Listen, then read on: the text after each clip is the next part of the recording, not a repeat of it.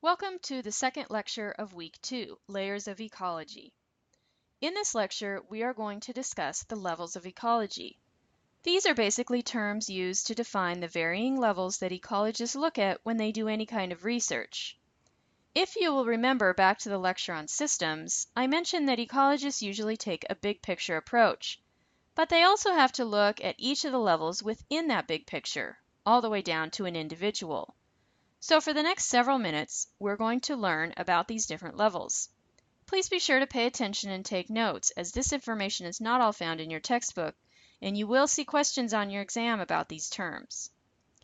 One of the ways that we can think about these varying levels of ecology would be like slicing an onion in half and revealing all the layers that make up that onion. At the very center, we have the smallest unit. In the case of ecology, that's the individual. As you move out through the layers, they get larger and they encompass each of the previous layers. The outermost layer, or largest level, is the biosphere. Let's start at the center and work our way out. I'm going to use the example of our local desert bighorn sheep to help you understand and relate to each of the levels.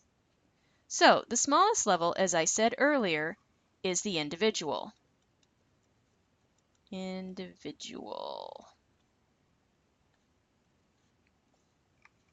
An individual is a single being. That's how we define it. Single being or organism / organism.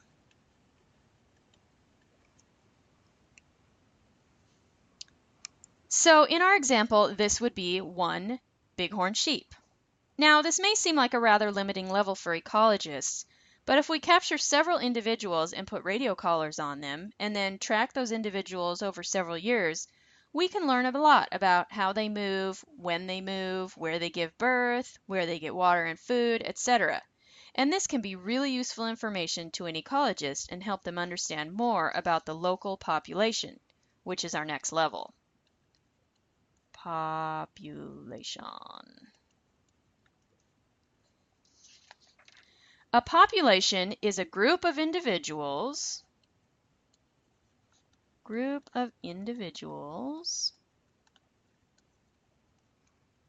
that live in the same area at the same time. Living in same area at same time. If we take a look at this map, you can see that the purple splotches represent our local population of desert bighorn sheep, known as the peninsular desert bighorn, which are found in the Santa Rosa and San Jacinto Mountains and further south. Now, the peninsular sheep actually also go down into Mexico and into Baja, but this map doesn't include those areas. Now, let's say you happen to go hiking in Joshua Tree National Park or up in the Big Bear area, and you happen to see some bighorn sheep up there. You're actually looking at a different population of desert bighorn sheep. These are the Nelson's bighorn, represented on this map by green splotches. So why are they different populations? Well, we have development to thank for that. You can see that right where the purple and green splotches meet is where the Interstate 10 runs through our valley. So before the highway existed, these two populations of sheep were probably considered to be one population, as they could easily cross from the Santa Rosa and San Jacinto Mountains over to the Little San Bernardino Mountains and back. Now that we have I-10 running across the valley, we have two separate populations of sheep. The red splotches on the map represent a third population of desert bighorn sheep, the Mexicana population. So why are these guys separate? Well, right along the border of California and then Nevada, and you got Arizona down here, is the Colorado River. And sheep, as you might have guessed, don't like to swim. So they are stuck on the other side by a natural barrier. So while all three colors on the map are all desert bighorn sheep, they are all three different populations because they can't cross certain barriers to interact and breed with the neighboring sheep. The next level out is species. Species. A species includes all the organisms the organisms genetically similar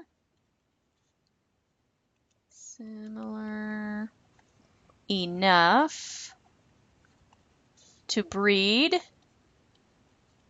and this part is key here, and produce viable or fertile live offspring. I'm just going to underline this part in red here because this is really important. Produce viable, fertile live offspring. Super key. Okay. Fertile means that the offspring are capable of reproduction themselves, capable to reproduce. Let's look at some examples to help explain this. As you know, there are many different breeds of dogs, and some of them look really different from one another. Yet you can take two different breeds of dogs and mate them, and you'll get live, fertile offspring. My dog's a great example of that. He's what you call a mutt. He's got some shepherd in him and some lab and who knows what else.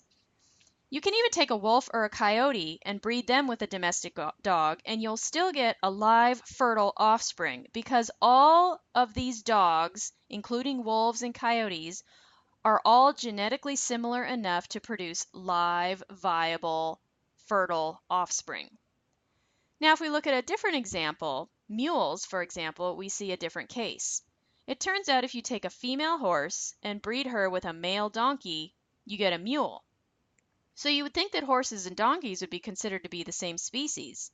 But it turns out that the mule, or the offspring of that breeding, is sterile, meaning it can't reproduce. So why is this? Well, it all has to do with genetics. You see, horses have a total of 64 chromosomes. Remember, chromosomes are where your DNA is stored. And donkeys have a total of 62. Chromosomes come in pairs. You basically have one from your mom and one from your dad. So that means horses have a total of 32 pairs of chromosomes, half of 64. And donkeys have a total of 31 chromosomes, half of 62. A mule, as it turns out, has a total of 63 chromosomes, which is the middle mark between 64 and 62. That means that it doesn't have an equal pairing of chromosomes. You'd end up with 31.5 pairs. This is important because when our cells go to reproduce, the chromosomes pair up. Sort of like this. Let's see here, I'll draw a cell here.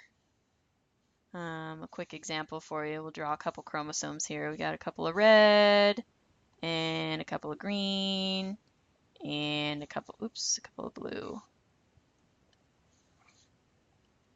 Okay, so when the cell goes to reproduce, the chromosomes come to their pairs, so they sort of come together. You get your red ones over here, and your green ones come together, and your blue ones come together. And then it goes through the whole process of cell division and mitosis and all that. We don't have time to go into that today, but you can see how it's important for these pairs because what happens is the pairs all line up down the center, and then they make copies, so you get another set of red ones over here, and you get another set of green ones over here, and you get another set of blue ones over here. You're basically kind of sending a copy machine through your cell. And then each of these is pulled off into a new cell, and these get pulled this way. The problem is when you have a lone chromosome, a single orange here, sometimes it might not get copied, or it might get copied and paired up, but then it gets pulled over into one cell, and so this new cell would end up with the orange pair, and you got the red ones and the green ones. Looks like a little party in here, and your blue ones. But meanwhile, the cell that got duplicated over here missed out, and he didn't get any orange ones. And so he's going to have problems because, You never know what's on that orange chromosome. That might be the gene for making eyeballs or something really important. And so that organism isn't going to survive because it can't see and can't function. So basically, because of this partnerless chromosome in mules, there's no one to pair up with, and it leads to mistakes being made when the cells reproduce. And this leads to sterility in males and barren females. Those are the terms we use. Females are considered barren if they're not reproductively able, and males are considered to be sterile if they're not reproductively able. Now, if we go back to our example of bighorn sheep, we can see from this map that all bighorn sheep in North America are all the same species. So you can take a Rocky Mountain bighorn sheep and mate it with a desert bighorn sheep, and you will get a viable, healthy, fertile offspring. While the populations of these two look very different, that is a result of acquired adaptations due to environmental conditions they live in. For example, Rocky Mountain sheep have really dark, heavy coats, and this helps them deal with the cold temperatures that they live in. Their bodies are also more compact, and this helps them keep heat in so that they can stay warm in those really cold temperatures. Desert bighorn, on the other hand, have lighter, thinner coats to help them deal with the heat by reflecting that sun off of them. And their bodies are leaner and longer, which helps them get rid of heat instead of hold it in. But Rocky Mountain and desert bighorn sheep all have the same number of chromosomes and therefore are the same species. Scientists have created a scientific naming system. Let's see, it's right up here. Oops. I want to turn that black. Hang on a second. Make this go away. Scientific names. And this is for species. And it uses Latin names. So it's a Latin naming system. And basically, the way that it works is each species is given a unique two-word Latin name. Latin name.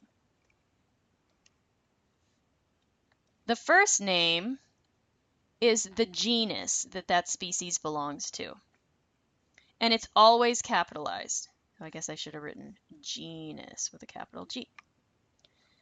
The second name is usually a descriptive name. Descriptive of some sort.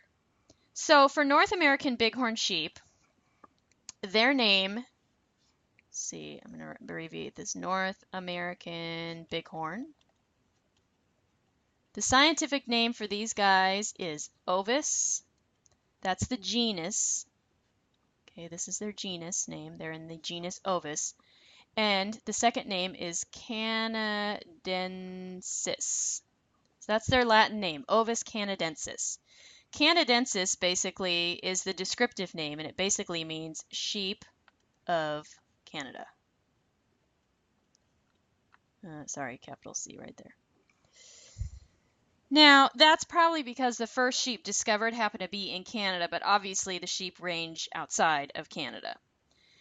Sometimes when a new species is discovered, the person who discovered it will name it after themselves. And one of my favorite examples is the scientific name of a tree called the Pacific Madrona. It's a really pretty tree. It's got red bark, kind of waxy green leaves. You'll see it only out on the coastal areas. They really like kind of that salty air that you'll get out the coast. The scientific name of this tree is Arbutus. You ready? Menziesii. Arbutus menziesii. Now, the arbutus refers to arbor, which means tree. Okay, so that's the tree part. The menziesii, interestingly enough, is after the guy who discovered the species. His name was Archibald. Quite a name he has. Menzies. So he discovered the tree and he's like, hey, this is a really cool tree. It's in the genus Arbutus, and I'm going to name it after myself, Menziesii. All right, let's move on to our next layer. The next layer out is habitat.